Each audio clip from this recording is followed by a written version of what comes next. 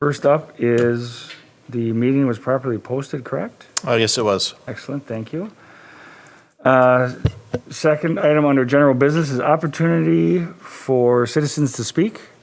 Is there anybody interested in addressing the committee? Seeing nobody, we'll be moving on to our action items. Our first action item is approval of the November 9th, 2020 minutes. You're looking for a motion. Mrs. Voigt. I move to approve. Thank you very much. I'll second. Thank you. Don, you have to turn on your microphone. Thank you. Oh, it's on. Is it not coming through? No, boy. Yeah, is she's not coming through? No. It's on. It's on, right? You want to check it? Here.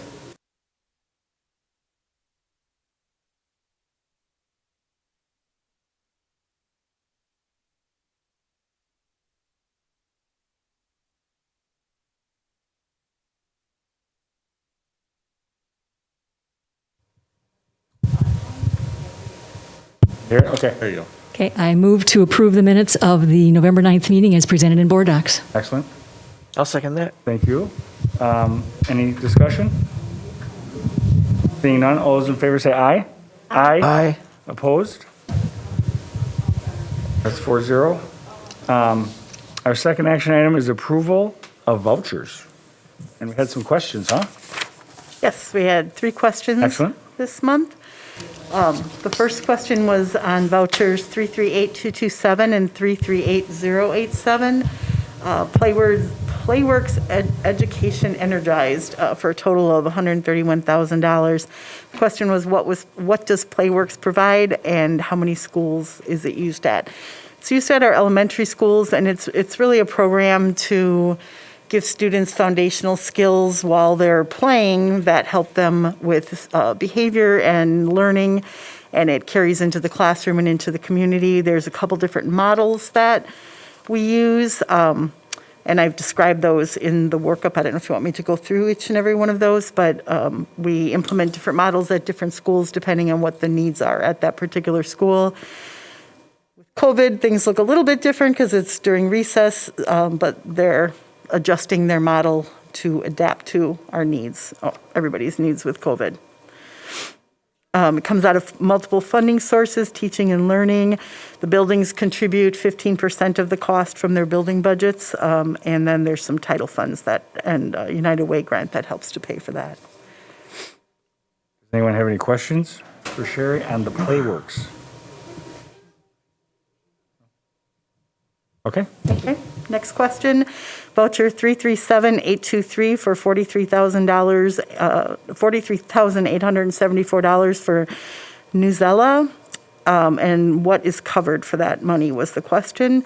And it's a service that delivers standards-aligned instruction that is designed to engage and inspire learners.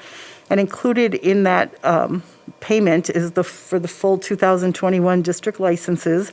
And they include the following: access to the English language arts section, the science and social studies articles and sections, and texts that supplement the general curriculum.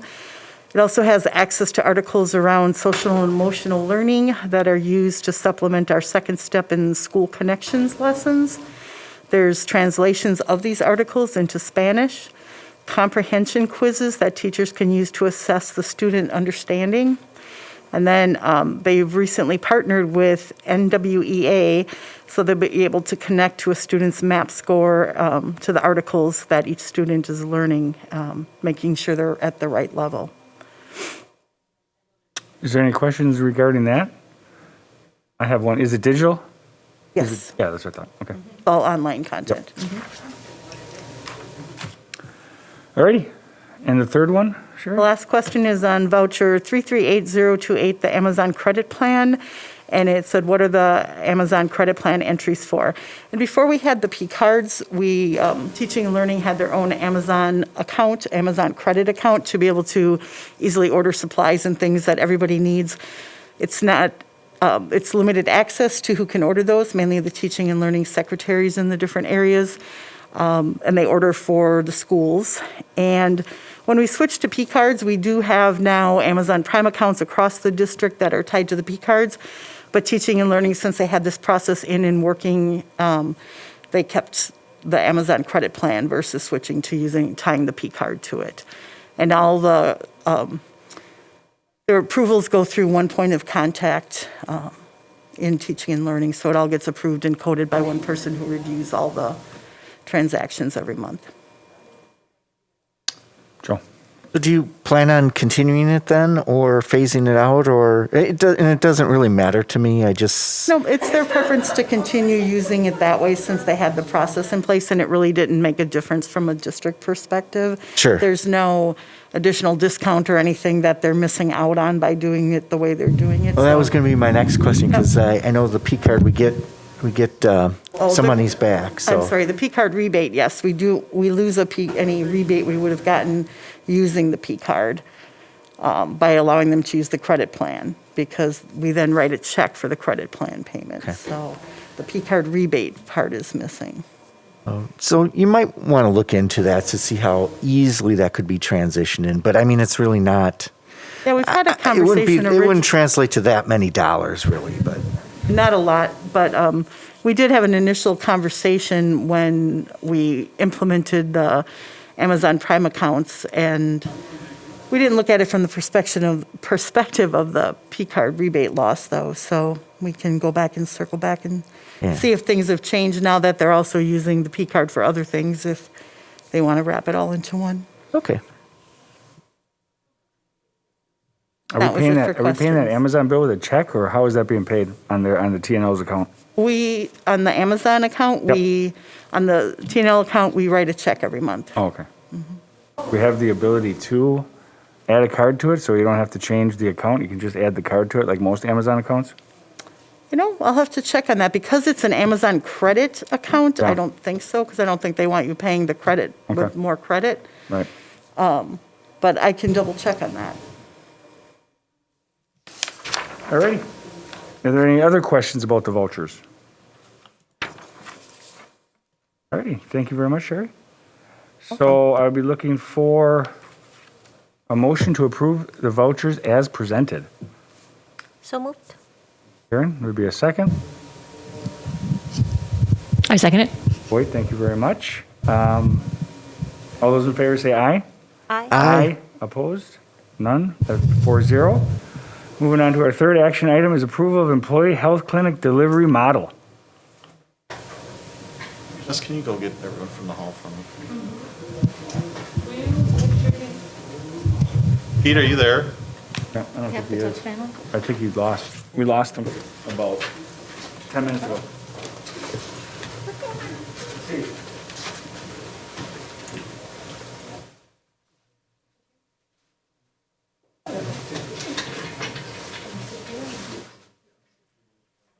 There he is. Just had to wake him up. All righty. Oops. I would have been. Long discussion.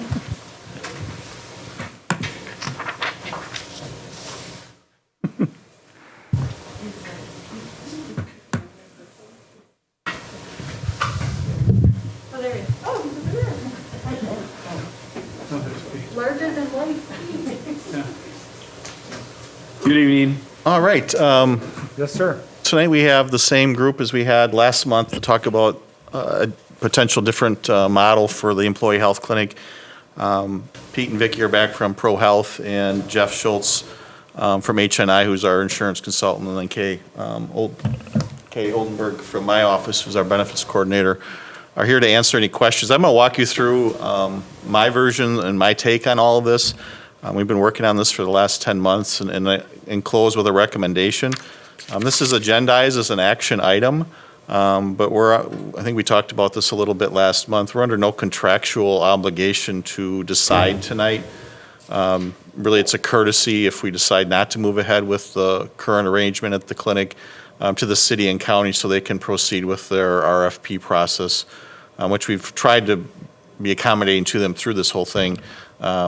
In honor of that, in case we do pull out, because you don't want them to do an RFP with, I think we're the biggest or second biggest part of that clinic, and then we pull out, and the RFP's kind of been built on something that no longer exists. So keep that in mind if there's a lot of questions, but that's why I brought everyone back, was to try and answer anything that maybe you've thought of since last month's meeting.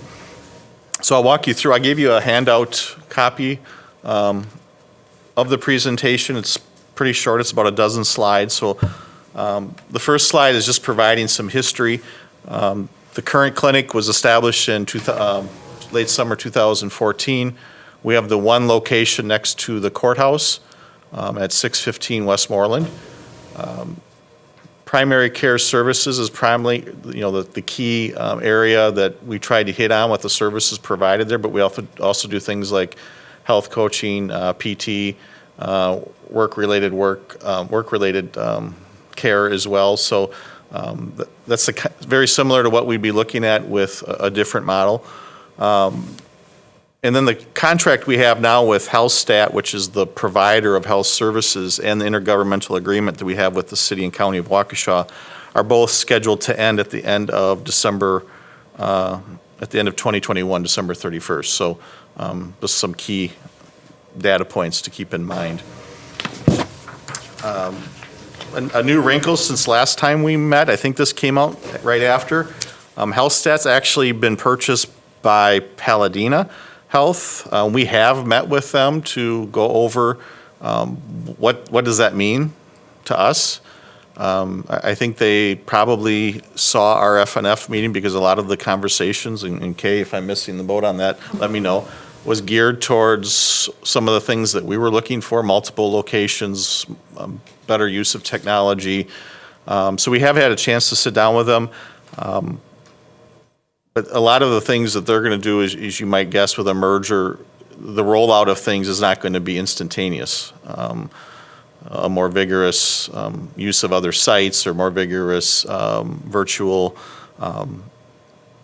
appointments and things like that is not in the cards in the near future. It might be a year, it might be, they literally are just closing on this deal, so I think maybe they're even trying to figure some of it out. And then the last thing of background data, the 2020, and our budget for the clinic is on a calendar year, is just under $3 million, with the district paying 35% of that share. That percentage has actually gone down because our participation rate has gone down as well. So we pay roughly a third of the cost. So we'll come back to that number at the end of the presentation. A couple of things I do want to point out, and I think it goes maybe unsaid, but this isn't a critique of the current clinic. It's a matter of, can we do it better than we're doing now, and really doing our due diligence. Since we're coming up on a new contract, we're coming up on a new intergovernmental agreement, this is the time to take that look and see if we can do it more efficiently, serve our employees better. So a lot has changed since 2014 in healthcare. A lot has changed in the last 10 months in healthcare. So I think the timing of all this is good. I think it's needed, and I'll walk you through and kind of recap. This slideshow is really a recap of a lot of what you've heard already. But let's talk process. I mean, processes can be incredibly helpful or hinder a decision. But we've gone through, I think, a well laid out. We weren't rushed. We started this work in, I think the RFI went out in March, if I recall. We let our partners know officially in February, at the end of February of 2020, that we were going to start looking into potential options. And one of the reasons I made the decision to do that, and I did offer them to participate with us, is I saw the RFP, and my fear was that the RFP would be nothing more than bidding out what we're doing now. What's the new price for this, a similar layout with one clinic, et cetera. We did agree at that time, though, to share all of our results, and we have done that. We've even coordinated some Q&A with ProHealth, with the city and the county. So they're well aware of our discussion tonight, and I think hopefully we brought some interesting ideas to them that maybe will be helpful to them in the long run. So that's all the background information. We had 3 primary goals when we started this. Improve employee access to care, leverage technology, and then always any conversation is usually centered around lowering health insurance costs. So those were our guiding principles as we entered into this. So I'll walk through each of those. And again, this is my opinion of what I think ProHealth brings to us, that I think is a significant change and improvement over our current level or model of care. I'll start with access to care. ProHealth has multiple locations. Waukesha, Brookfield, Mugwanago, Oconomowoc, and those final decisions, obviously I think Waukesha is definitely going to be part of that, right? And we're also, I think, are looking at Brookfield, but that'll be based off of demographic data of our staff. It won't be randomly selected. And we've talked about expanding that even further as the clinic grows, but we are looking to probably start with 2 locations right out of the gate if the board does agree to move away from HealthStat. Customizable and priority service hours to better meet SDW staff needs. I can't prove this scientifically, but I do think our hours and our staff's ability to go to the clinic is different than the city and the county. We have classrooms full of kids we have to serve. You just can't leave them. Again, it's more of a feeling than it is fact or proven fact.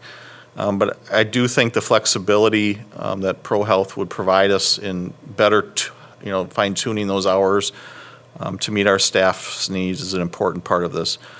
They would have the ability to do walk-in, by appointment, or virtual access. Virtual, we spent quite a bit of time on last month as well, but it would give them the flexibility to receive care and improve access for our staff. The services, as I mentioned, are very similar as we're talking about it today as what we have at the current health clinic, so I won't talk about that much. But being in ProHealth's facilities, the expansion of care, I think, comes more easily if we choose to do that. Again, a clinic, in my mind, I don't know if you want to get too broad in the services being provided, but I'm not an expert in that to say we couldn't do it, but it's more easily done in a ProHealth facility than it is in our current clinic. Virtual visits are provided by local providers. In ProHealth's local professional staffing pool, it gives us more flexibility to add services, scale.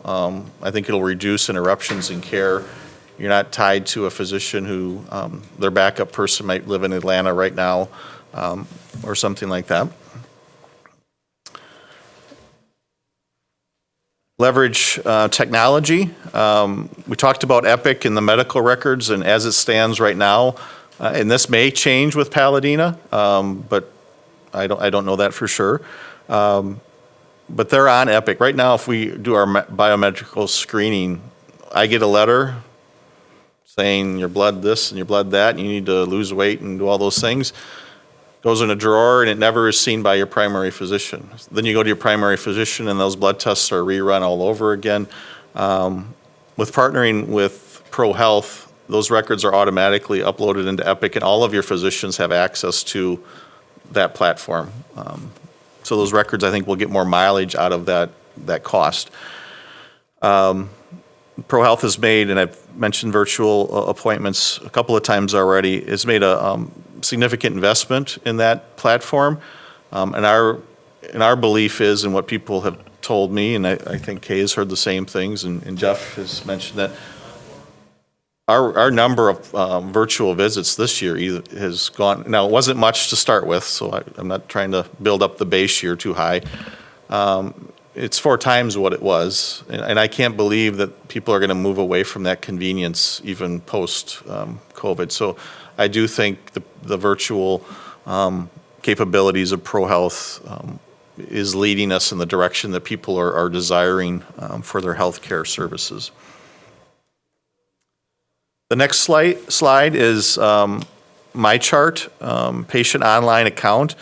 Allows you to access appointment notes, test results, enables them to ask physicians questions. It really creates a platform for medical data to be at your fingertips as a patient. We have nothing like that with the current clinic. We've never asked the clinic, I don't think we probably ever asked them to do that because I don't think the resources were there.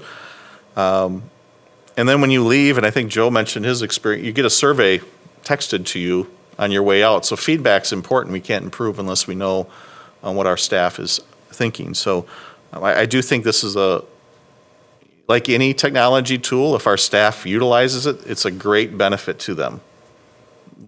Guiding them there will take some work. I think we have a lot of people already on it, but I think it's an area of growth for us to move or migrate more people to that platform for their own benefit. Healthcare costs, as I mentioned before, we spend a little of every year talking about how to lower our healthcare costs. UHC physician premium designation applies to, and we talked a little bit about this last month again, about doctors who they've identified as being, I don't know if efficient's the right term, with care and costs and whatever mathematics they put into that. But UHC, as a third party of this conversation, has identified that, and we've endorsed that plan within our normal health plan, our standard health plan. We moved premium designation, I think, 2 years ago, and have had some success with that, more than, I'll be honest, than I thought we would generate. So ProHealth has agreed to refer clinic patients to premium designated physicians as well. So I think we're better aligning our health plan with what's going on with the clinic.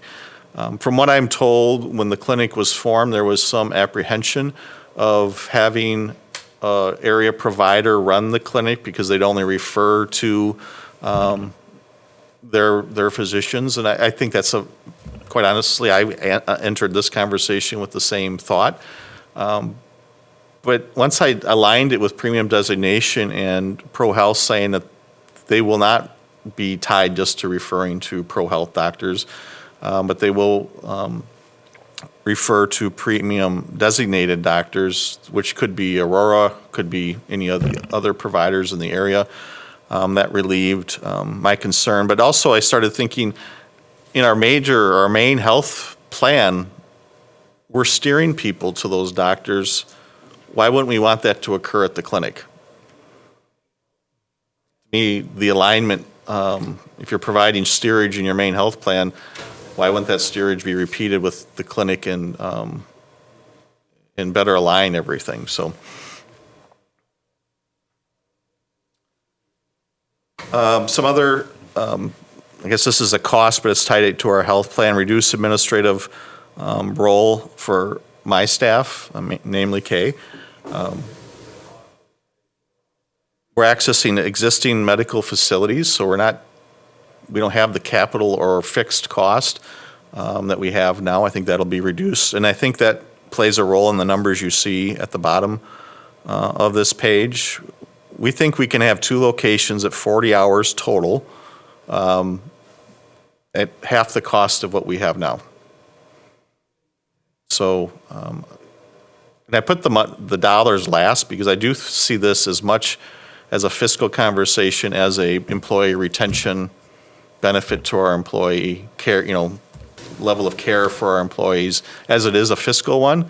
But when you can have both, I think one of our biggest hurdles with this recommendation is sometimes it sounds too good. Sometimes that's a harder thing to get over than fighting over facts, I think. So, it all comes down to, I listed a couple of questions here. What are we giving up?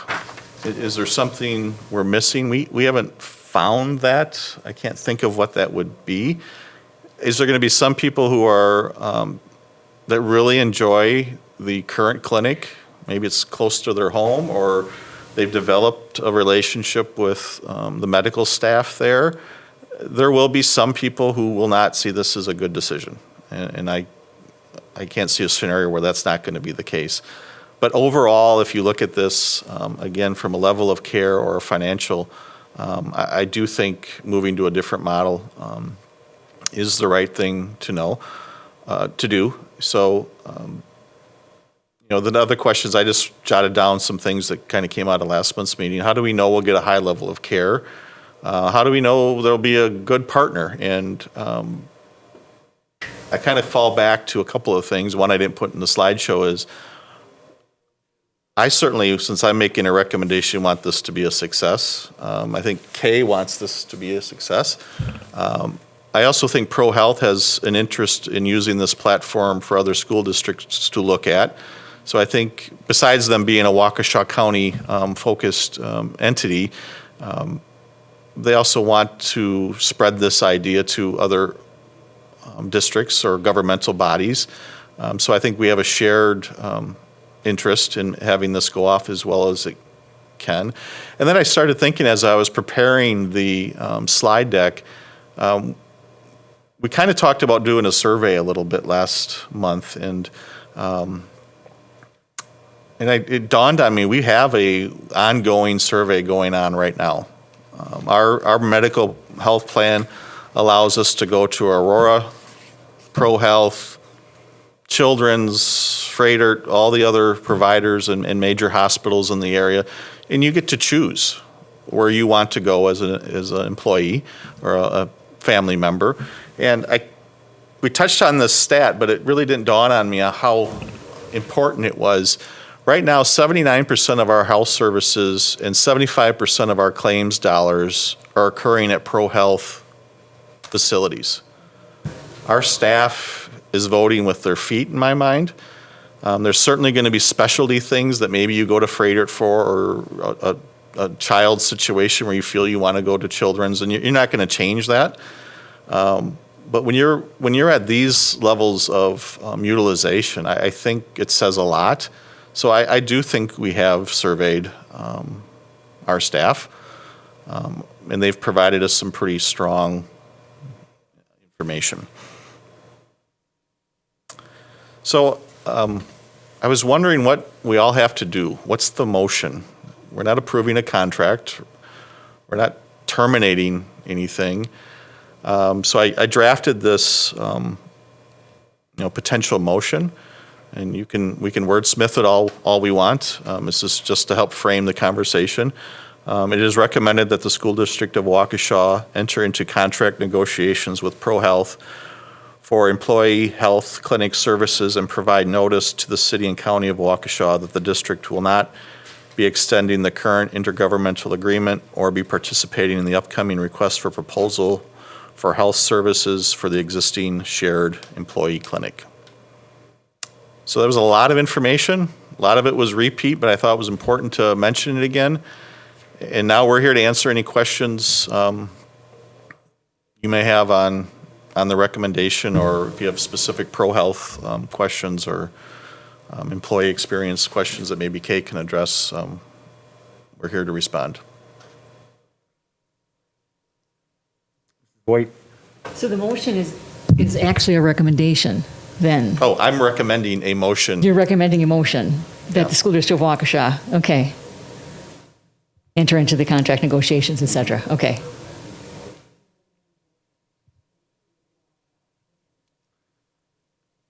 so Darren, I have a question. You mentioned 40 hours a week.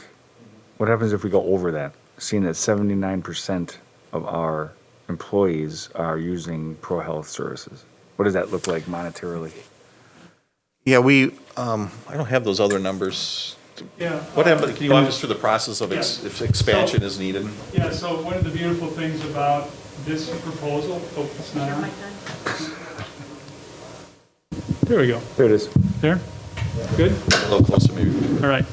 One of the great things about this proposal is we can scale up or scale down. So let's assume for a moment we start out at 40 and we find out 9 months from now we don't need 40.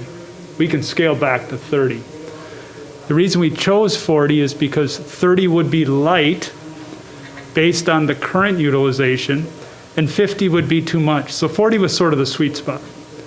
If in fact we find out 6, 9, 12 months from now we need to add another 10 hours or 20 hours because it's wildly popular, the additional cost for every 10 hours is going to be about, looking off the top of my head, Unless it was like $80,000. Let's just call it 100. Yeah. Let's just call it 100 all in. So for every 10 hours, so if you think of it another way, if we're spending $1 million today and there's a $500,000 delta, we could actually add literally 50 hours a week. We could have 90 hours of service for what we're receiving today and still not exceed our cost Right. of today. And That then answer how- ProHealth keeps track of that being spread over the clinics that we're using, right? Correct. ProHealth keeps track of all that. And then we have the opportunity, if one clinic is not being utilized, to switch to a different clinic and still keep our 40 hours. Exactly. And we set up obviously we wouldn't do that every 3 weeks or anything, but. Right, for sure. I think we talked about 6 months in, kind of, okay, Yeah. where are we at? Plus with the $500,000 estimated savings, there's going to be some transitional costs, whether it's PR and all the things to get people to go there. But we have room to move with the savings and still come out, I think, way ahead of where we would otherwise be.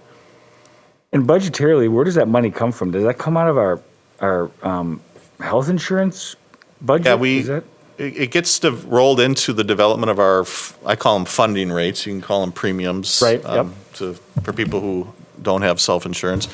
So it gets rolled into that and Okay. baked into our total roughly $21 million health insurance cost a year. Right, okay. So it's not like a Fund 10? It's not, we're not paying it out No. of the general fund? Nope. Okay. And actually, to a small degree, staff and their premium copay pays a little bit of the clinic, so they'll get a sliver of, I didn't think of that, but they'll get a sliver Right. of the savings. It's not going to be a Yes. windfall, but they'll share in that savings as well. That's what I thought. Okay. I forgot to add, we have discussed this with Dr. Siebert's superintendent advisory, which is one rep from, or at least one rep from each building.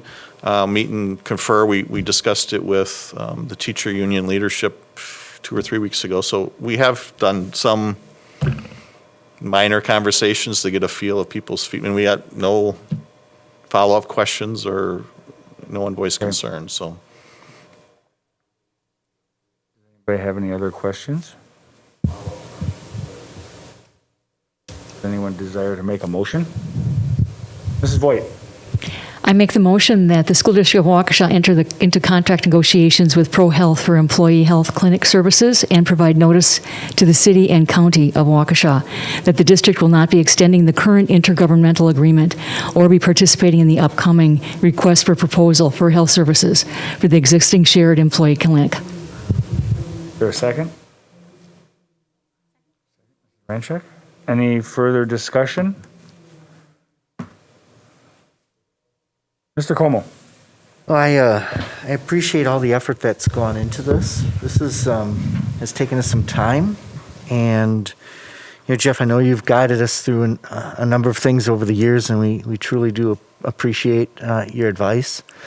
And what I really like about some of the things that you've done, Jeff, is you really look at our needs and analyze them and try and figure out what can we do better. And you've been a good partner and in that process. And I can't always say that for all vendors. That they, you'd think all vendors would go to the mat for you all the time, and we want to be in a position to always help.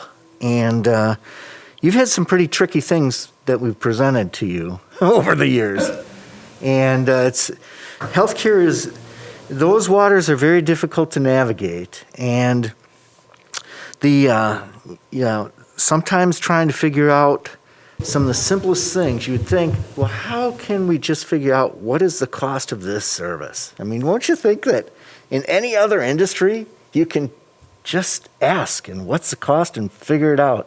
Well, our users, our employees can't do that in the healthcare world, nor can any of us really in the healthcare world for many things. And so you've really navigated us through some very difficult waters, some difficult times for many years. And I'm actually, I was waiting, and this goes to your point, Darren. I was waiting for the but, or these are the true negatives. And Darren, you were even struggling coming up with the couple, really the one negative of, well, you know, there's going to be some people who really don't want to change because they've developed a relationship at the current clinic. Yeah. And it does seem almost too good to be true.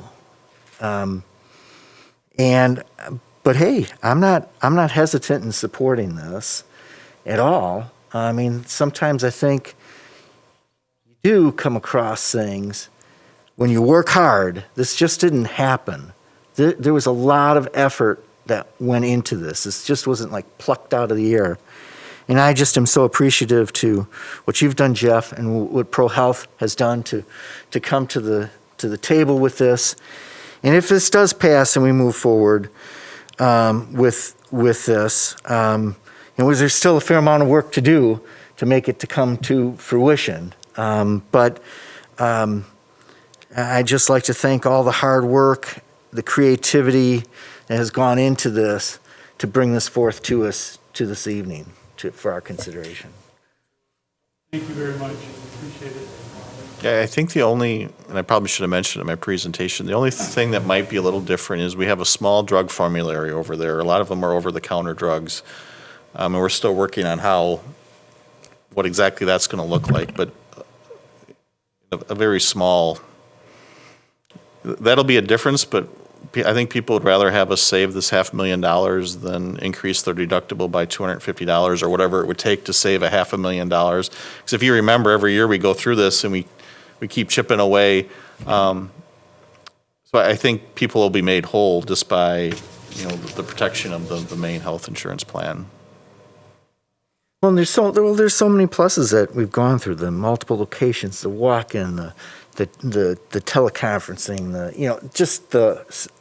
the list was long of the pros. I mean, it's a huge list. I don't know if we've ever had a list presented with so many pros Right. and almost no cons. So I'm very amazed at the work that was put into this.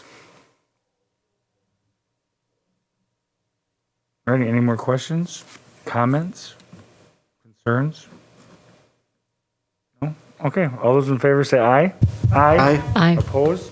None? 4-0. Just one procedural question. This is on the agenda for the board meeting. Who do you want there? I've had everyone reserve it on their calendars. I don't know if we need the full court press of everyone. Do we do a presentation? What would you like to see at the board meeting? We can make whatever work, but I guess I'm looking for some feedback on that. I don't know, I think your presentation was pretty good this evening. Yeah, and I think, can we get this out to other board members, the presentation? Yeah, I'll email this out tomorrow, or maybe even tonight if I remember. Maybe if we email that out and, I don't know, maybe just have, Jeff available and, Yeah, the H&I guys come in? yeah, Yeah, for sure, they can handle it. I guess we'll Any leave of it the up to questions that come ProHealth up. if you want to also, I wouldn't make it a requirement. We won't need to do a full presentation at the board meeting. That's why we do the work in committee. But, I have some questions. yeah, there Yeah. could be some questions, so. Jeff can definitely surely handle any of the questions. You've seen them. I've shared the FNF film from last month with the full board. I've done an update, done a couple emails, I think, just because this is a larger issue, a little more complex than some of the things, and trying to prep them along the way. But if Jeff and Kay can be at the board meeting, then Sure. maybe we can, if you're comfortable with ProHealth, just doing it via, sure, for or maybe even H&I too, we can have them ready. Yeah, well, If we can work that we like out. when Jeff's in the room. And Pete's already a pro at this virtual Yeah. thing. So we'll have, Just saving you some time. Thank you. we'll send out this PowerPoint and then we'll have people ready. Do you want the presentation at the board meeting, or do we just roll into it like we do with everything else? And We see? should roll into it like we do everything else. It's just another action item on the agenda, and then people can ask questions because the experts will be here. Okay, perfect. So, yeah, for sure. All right, well, thank you. Yep. We'll circle up. Thank you, Much everybody. Thanks, appreciated. Vicki. Thanks, Kay. Thank you. Thanks, Pete. Thank you. Pete. Bye-bye. Bye.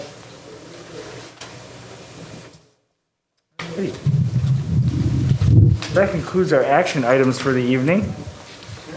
Next up is discussion information items, and the first item under that is monthly budget report. Okay, let's start out with our revenues. Our revenues are really close to where we expect them to be this time of year. Under our local sources, our student fees and rentals were our largest sources for November. Our student fee percentages are in line with last year, but we did reduce the budget quite a bit, anticipating less receiving of money, but the percentages are in line, which is good. Rentals are running higher than we anticipated, so hopefully that trend will continue.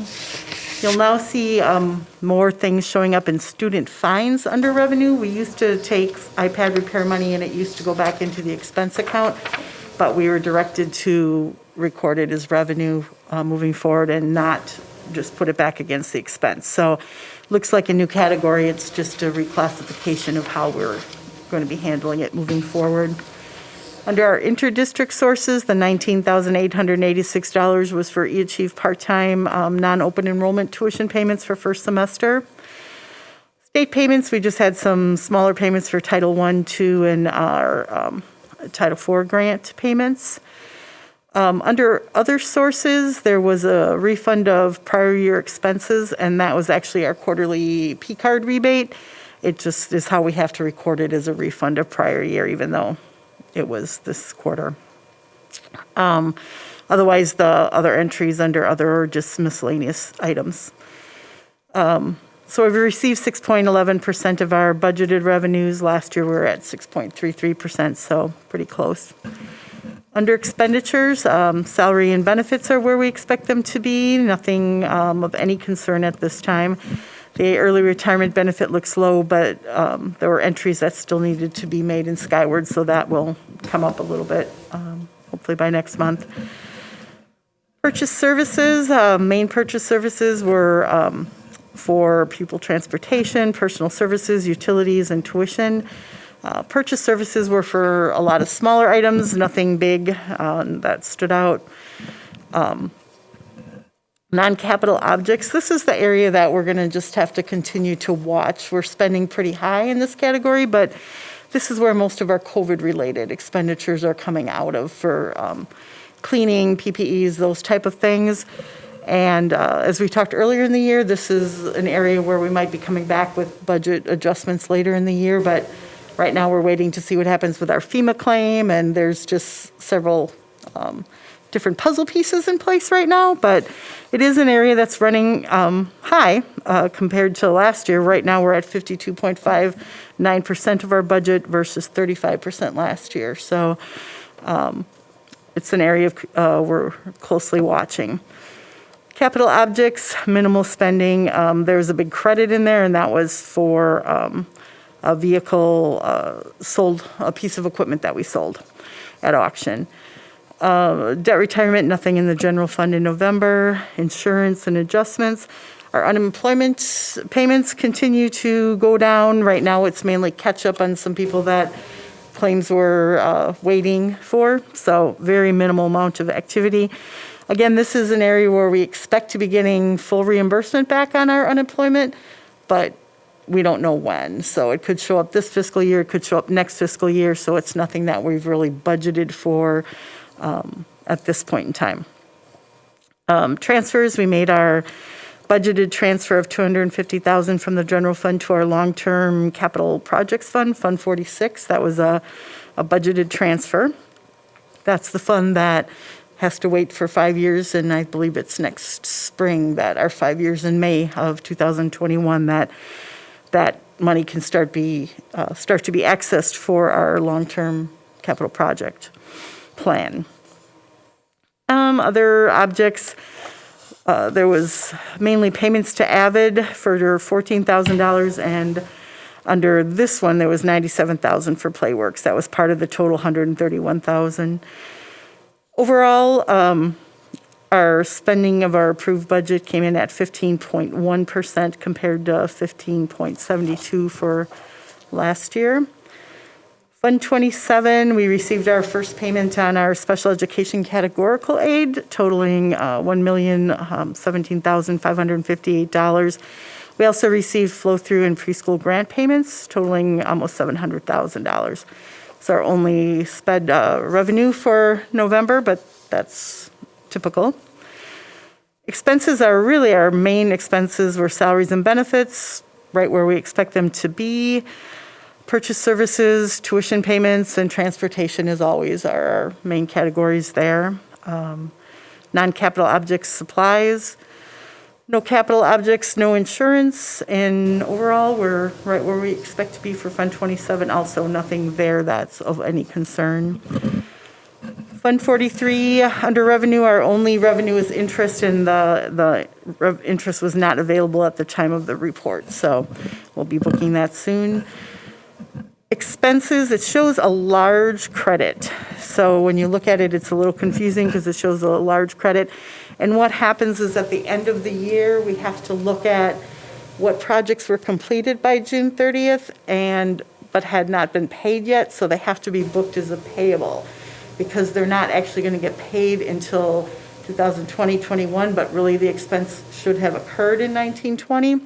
And then we reverse that payment. So we did the reversal and the payments had come out the month before, and then we went ahead and did the reversal. So it all washes itself out, but in this month it just looks like an extraordinarily large credit of a couple million dollars, but that's what it's for. Any questions on the budget? Otherwise, we'll talk a little bit about the health plans, but any questions specifically on the budget items? Just real quick, the adjustments in salaries and wages, are we still going to be able to get those adjustments in by the end of December? We've already got, a bunch of them are in already. I don't know if all of them are in yet, but- Yeah, salaried people, not cabinet, but all salaried people will receive their back pay on December 14th. It'll be a separate pay date. And then all hourly staff will receive their back pay as we have it scheduled right now. I want to say it's the 30th of December. So we'll have 99.9% of our staff fully back pay or a service stipend for hourly people by the end of the month. Okay, thank you. And then just for, I guess this is a fiscal thing. I think we should look at, we've always kind of done the hourly after the teachers. I think we should maybe consider, especially if we're still kind of in a COVID situation, just moving on those sooner because we tend to know what the number is, but Sure. just to plant a seed. Yeah, it's just more complex. to get away from all the work that goes into adjusting A pay lot mid-year. more complex, Yep. yeah.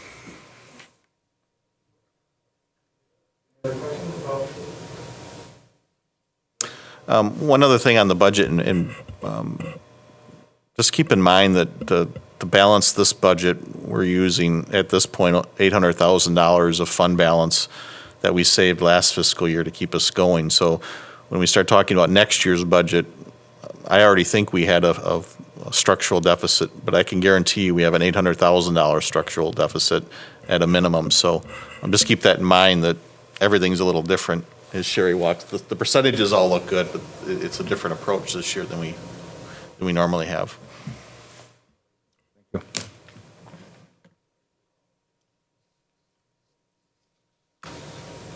Rudy, anything else on that?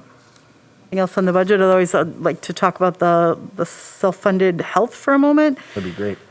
Boy, we continue to add to our fund balance, not our fund balance, excuse me, our surplus and our claims liability. I really would have expected by now that we would start to see, we had a large amount that we carried over this year because of COVID. We expected to see the claims climbing, but we're really not seeing that. We've added another $500,000 to our beginning balance in July.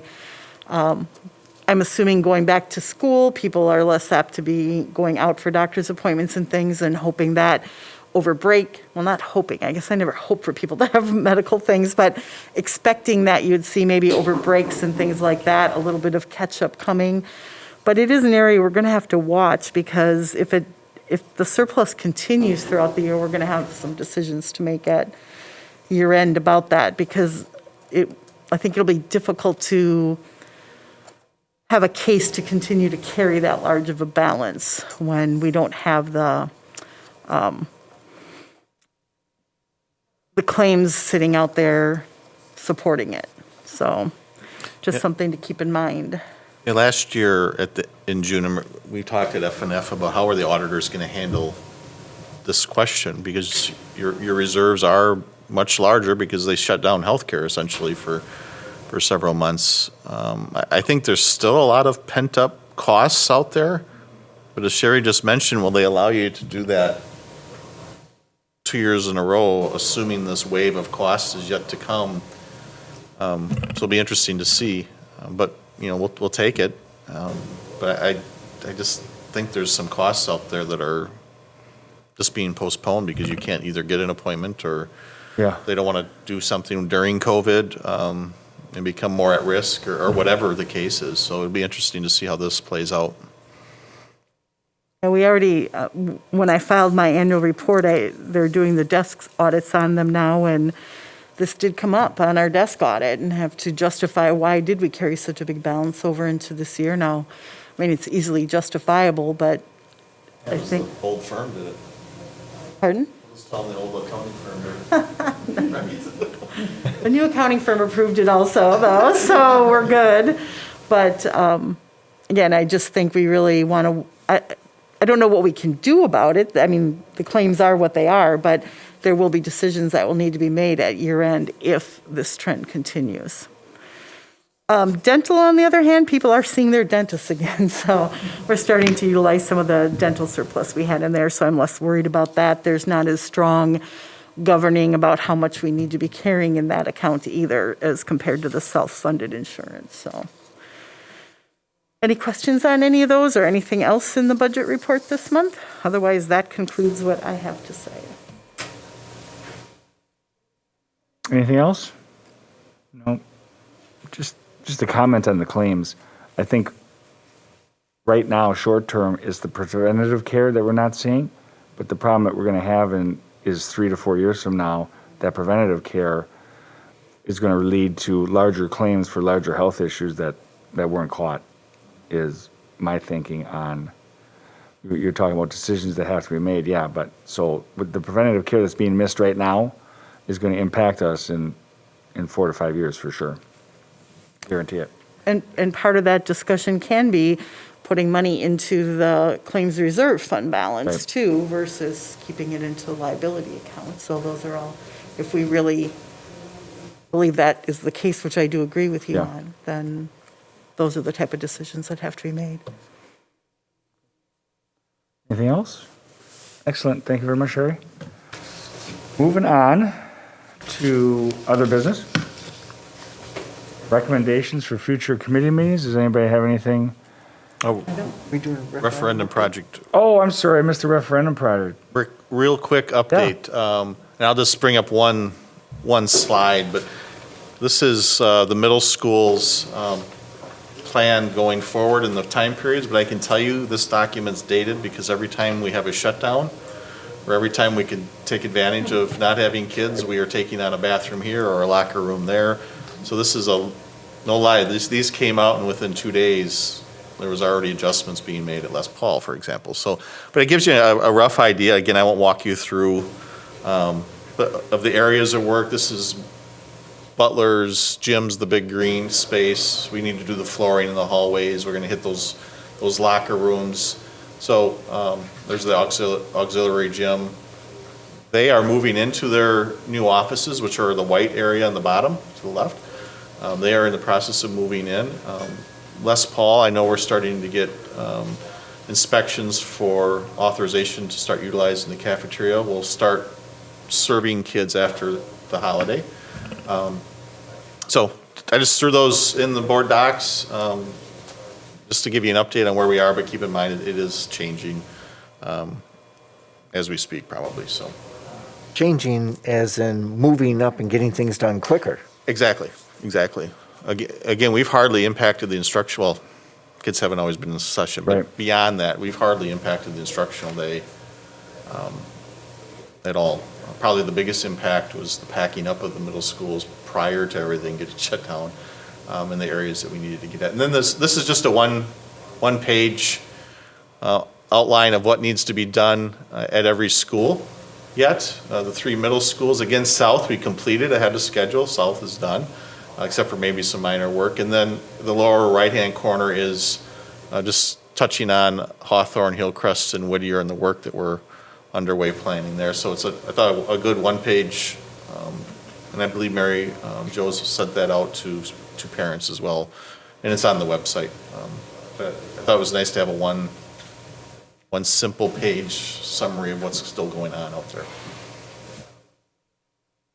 Wait, Are we doing any kind of communication to the community as a whole about our progress and the amazing pace that we're doing for our referendum? Actually, we just started talking about that because Jason Sadowski, I guess, kind of started the conversation. 11 months ago, we were picturing groundbreakings and celebrations, and of course, all that just kind of faded away. And how do we still, so in terms of those types of events, the 3 middle schools, and I don't know what South will do, but doing kind of that when we come back next fall, assuming next fall is a much more standard school year.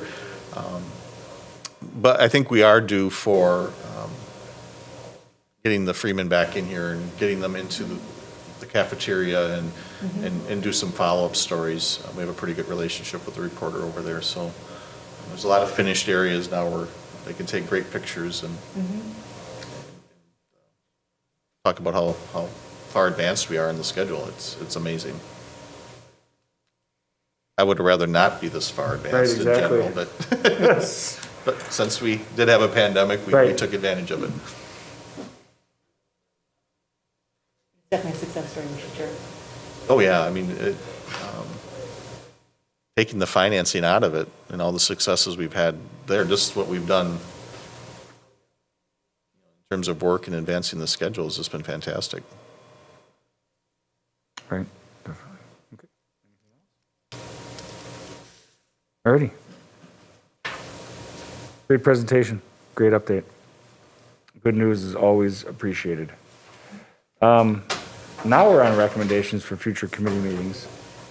Does anybody have anything they may be interested in bringing up at a future meeting? If not, currently, if you think of something, just email myself and Darren, and we can definitely get it agendized. We have a need for the executive session, correct? Yes, we do. So briefing, okay. We're looking for a motion. Adjourn into executive session. Karen, thank you.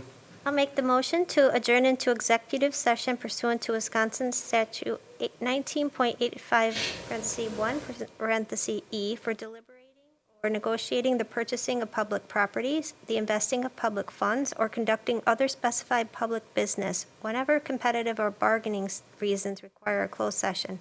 Potential sale of Oakdale property, tax keys, WAKC 1360198, WAKC 137700200, and WAKC 1377003.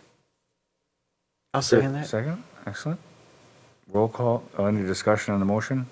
None, roll call vote? Ms. Reinacek, Aye. Mr. Como, Aye. Mr. McCaffrey. Aye. Ms. Voigt. Aye. We were in closed session. Coming back.